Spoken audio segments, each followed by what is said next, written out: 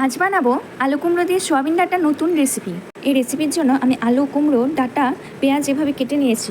সয়াবিনগুলির সাথে একটি ডিম ভালোভাবে মিশিয়ে নিয়েছি। ভালোভাবে মেশানোর পরে গরম তেলে সয়াবিনগুলিকে ছেড়ে দিয়েছি।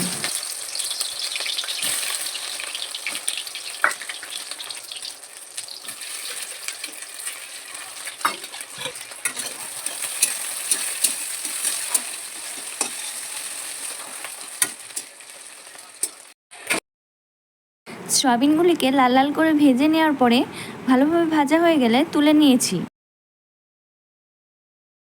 সয়াবিনগুলি তুলে নেওয়ার পরেই ওই তেলে লঙ্কা, পেঁয়াজ, কাঁচা লঙ্কা দিয়ে নেড়ে নিয়েছি।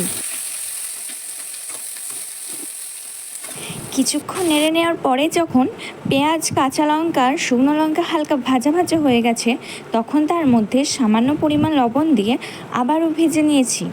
পেঁয়াজগুলি হালকা ভাজা হয়ে গেলে তার মধ্যে দিয়ে দিয়েছি কেটে রাখা আলু।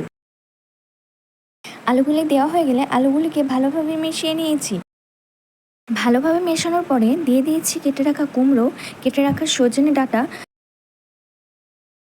তারপর দিয়েছি সামান্য হলুদ, সামান্য লঙ্কা, সামান্য ধনে গুঁড়ো, সামান্য জিরে গুঁড়ো, তারপরে পরিমাণ মতো লবণ দিয়ে ভালোভাবে মিশিয়ে নিয়েছি।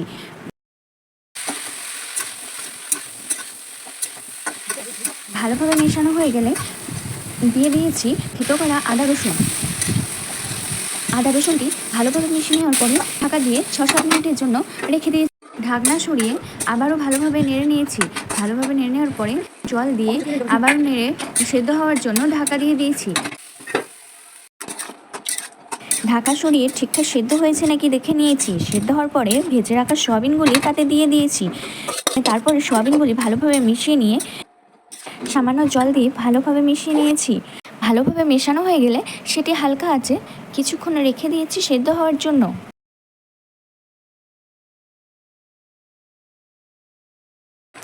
আমার রান্নাটি সম্পূর্ণ হয়ে গেছে। আপনাদের পছন্দ হলে আপনারা বাড়িতে একবার ট্রাই করতে পারেন।